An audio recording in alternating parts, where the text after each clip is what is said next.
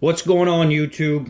I thought I'd shoot a quick video kind of explaining what contributed to the red cat catching on fire. So I'll start here by saying this is the 12 turn Titan that I originally had put in the Everest after I swapped out the Spur gear. This is the factory 540, which is a very high turn. I think somewhere's in the 80s. And then I went to a 20 turn, which is what I'm going to go back to.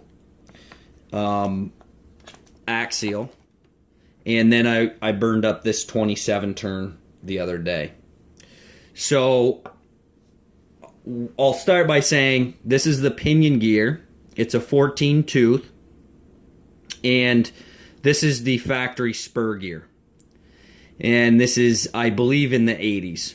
I think 84. I don't 100% remember.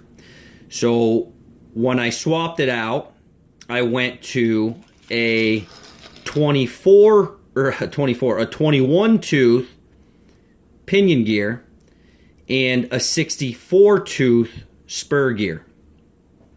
So I wrote it out on paper here, and this 64 tooth Spur gear with a 14, which I had not been running, but I am going to run, with a 14 tooth pinion gear gives me a 4.57 ratio. So that means for every 4.57 turns of the pinion gear, I'll get one turn of this Spur gear. Not this one, this is the 84 tooth, but it'll be the 64 tooth because I'm using a 64 tooth Spur gear. So the current setup with the 27 turn motor that I just burned up is this one right here.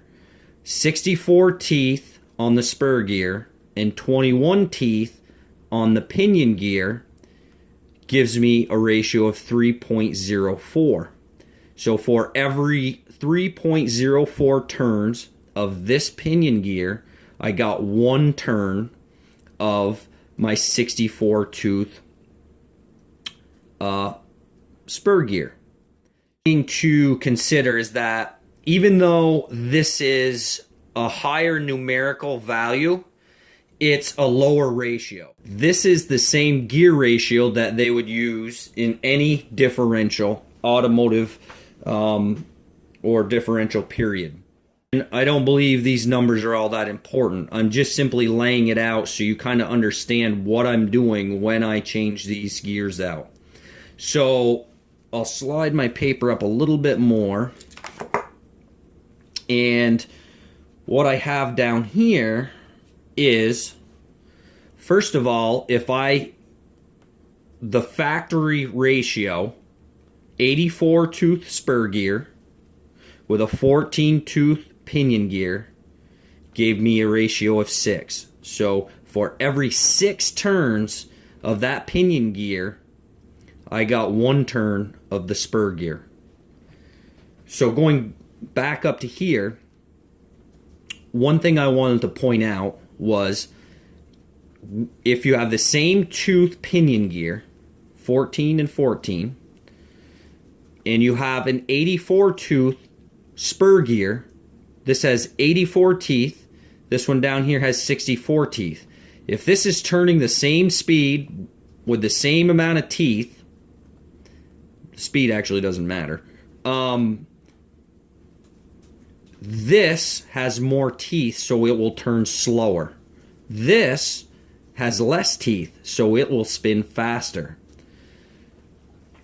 I hope the way I just explained that, it lays it out for you a little bit so you understand when you're changing your Spur and pinion gear what you're doing.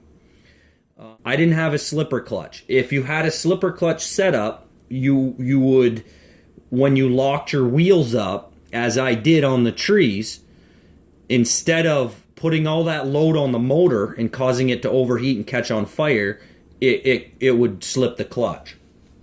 So that would also have a 12 tooth on order, and I have a 26 tooth on order. So I'll have 4 different pinions to play with now. And then I have, like I said, this 20 turn. And when I finally get all the spur gear, or the pinion gears rather, I'm going to put this 20 turn in. And if I don't like it, I originally today when I purchased the motor, I had another 27 turn in my hand, and then I ended up buying it. And so if I need to, I'll go back to the 27 turn, or possibly a 35 turn. But you know, I'm still playing around with it a little bit. And all in all, I mean, I think that I got a fair amount of use. I've been really kind of bashing on the Everest, so you know, I'm not surprised it burned up. But that is a contributing factor. I had a little bit high of a ratio in there, and so I couldn't run the motor at the higher RPM. See, now with this 14 tooth, it'll be able to run a little faster all the time, and I'll have more turns on the pinion for every 1 turn of this spur gear. So I hope that helps, and I hope it's not too confusing. You know, like, comment, subscribe. If you have any questions, certainly give me a shout.